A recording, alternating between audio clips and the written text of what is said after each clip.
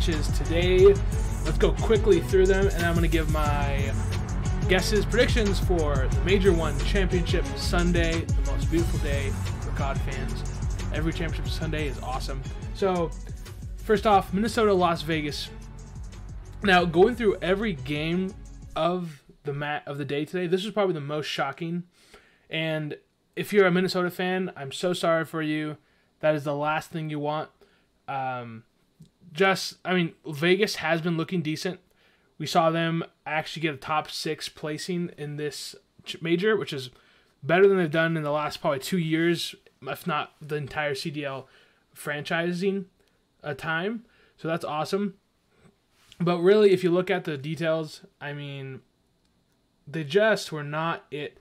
They started off good on the hard point, but then the hotel S&D, they got outclassed. They got outclassed on the control.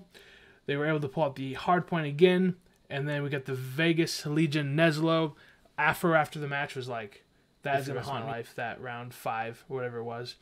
So, again, Las Vegas get the Neslo win, which is awesome. But, yeah, Minnesota, they have to go back to the drawing board. They're going to have to fix some stuff.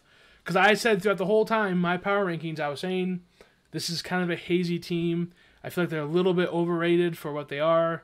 Whenever I watch them, I'm impressed, but not like fully. And I just wasn't really buying into them getting a top 3 placing or being a top 4 team, like making it Championship Sunday. And so seeing that came through was nice for my predictions. Next up, the Florida Mutineers lose 3-0. Florida always beats Optic. I don't know why, and they always lose to the future teams because there's never that top team that they wish they were. LA Thieves just outclass them. Then the big game, this one I watched every second of. I got to watch 2 Titans hit it, and FaZe just outclassed the Ultra. Outclassing is a little too strongly worded, but they got a plus 60 differential on the hard point, with a plus 4 differential on the S&D, with another spanking of 90-point differential. Almost 100-point plus there. With the overall stats, you see here, Celium and Simp going off. BZ, even though, stats lie, of course, in Call of Duty, the .83 is not accurate to what BZ's playmaking ability brings to the team.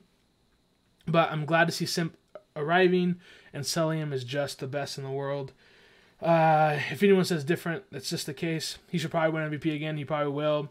If he doesn't, it'll be kind of like a LeBron James situation where, yeah, he didn't win it, but, he really is the best, usually. Not in these last few years, but, throughout his prime time, LeBron's the best. But, so there you go. Next up, the other big game, the 3-1 Seattle. No one was picking Seattle. I was not picking Seattle, especially after their first match. They lose the hard point, and I immediately texted my brothers saying, this is over. Seattle can't win an S&D. But they come in and get a plus 4 differential on the S&D, winning 6-2 on Embassy. They looked night and day different. If this S&D is a tell of what the Surge are, so for some context, the Surge I'm pretty sure they rehired their S&D coach, and I'm forgetting his name. I think it's like Attach. No. It's something along those lines. I cannot remember his name, and I'm so sorry. It's Equip. Yeah, Attach, Equip. Okay. Equip got re-signed to the Surge. I'm pretty sure. I don't think he was the coach before like last week or 2 weeks. Something along those lines. He's back.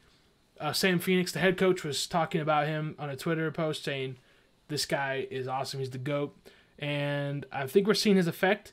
If this is a tell of what they're going to become, they have a potential to actually go farther in this tournament. The control. So here's the problem. Surge won this. Would they have won with Hydra's malfunction? It all comes down to how long was Hydra not able to connect and move his person. They probably would have lost if it was longer than 5 seconds or 10 seconds. If it was short, then they wouldn't have won for sure. I have to know, I wish the CDL would bring out like the system of, hey, this is what happened. This is our investigation. This is why we didn't do it. This is why we did. And I want some formal stuff going on because for New York subliner fans, this has got to be gut-wrenching. This feels almost more gut-wrenching than Optic. Because of Optic, they chose to forfeit. So it's like, okay, they chose it. I mean, it sucks. But for this one, if the situation is exactly what we think it is, this should have been a replay. But it's just interesting. And then lastly, the hard point. We got 250, 213. This was very close to the wire. It really came down that last hill. Surge were able to pop it off. Coming into this, I thought New York was going to win it because New York's been looking really good on Fortress. Probably one of the fastest teams in the league. But, Pred came out to play. Sib got his 1 KD. And even though Accuracy and Mac were 0.9s, they still were awesome. Accuracy and Pred single-handedly got us that S&D win. Obviously, with some Sib snipes and everything going through, but Accuracy was really clutch. Got some great games going. Lastly, got 2 more matches. LA Thieves Ultra. So these 3 matches were really big telltale signs of what's going on. I thought Thieves were going to pull this off. I thought they were going to be a little disheartened by their last loss and come out, but they were able to pull off the hard point, lose the S&D, lose the control, and then barely lose the hardpoint hotel.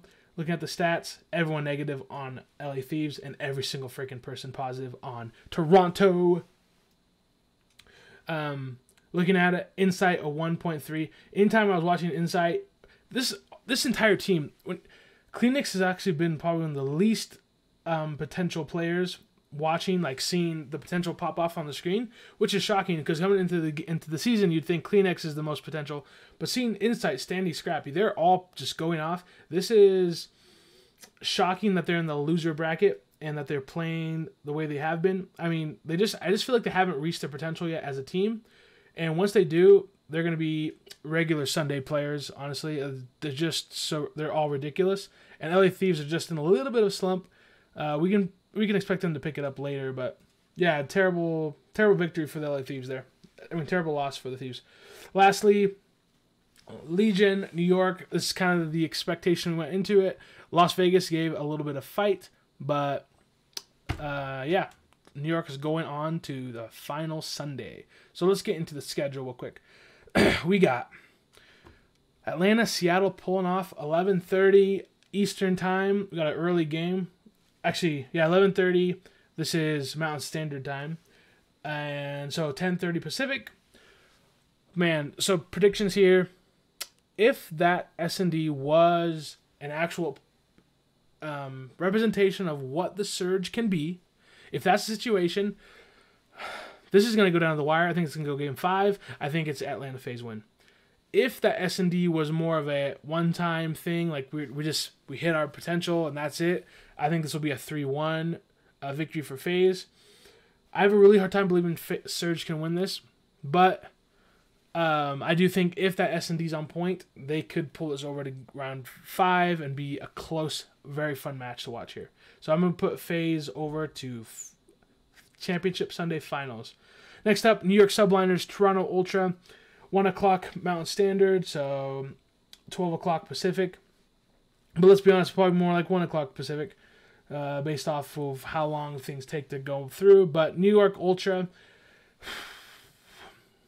if both teams reach their potential, I believe Ultra goes through. So I believe it's an Ultra Seattle Surge losers finals.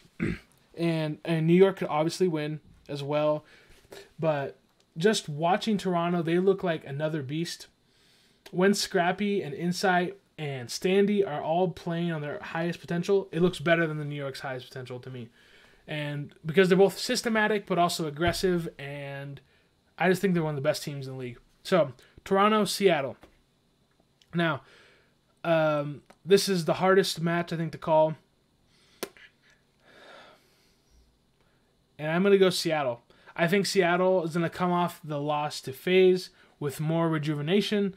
Ultra's going to just recently play, still got warm fingers. It's going to be a Game 5 match where Seattle's able to pull up the Game 5. No one believes in Seattle's Surge game, but watching them against the New York Subliners, I believe in them. I think Surge have one of the highest pop-off potentials if Sib and Pred produce the way they do. Pred always performs on land. Sib, I think, will follow. Mac is looking disgusting. With the formula that we've seen from them this last major, I think they have one of the highest pop-off potentials, and I think they will pass the Toronto Ultra. I truly believe so. Ultra's great, but you know, Ultra beat them 3-1 earlier in the qualifiers when Surge was a little bit down below, when they weren't as good, because they just don't perform as well usually online. They usually perform better on land.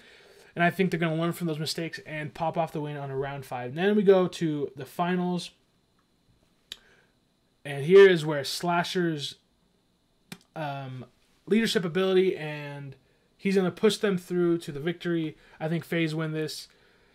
I think it'll be like 5-3. Actually, I think it's a best of 7 now. So you only have to win 4. So 4-2. I think they're going to win 4-2. Atlanta FaZe. Surge is going to win a hard point, a control. That's probably about it. I think FaZe's S&D looks good. I think they're just not going to be able to pull out those wins that they need. And I think FaZe and Surge, with when they're playing at their highest, I think those two are the teams that look very good when all pieces are in place. But I just think FaZe is the favorites, and they're going to win this whole entire. Thanks for watching. And please feel free to like and subscribe and watch some other videos from MWII Release.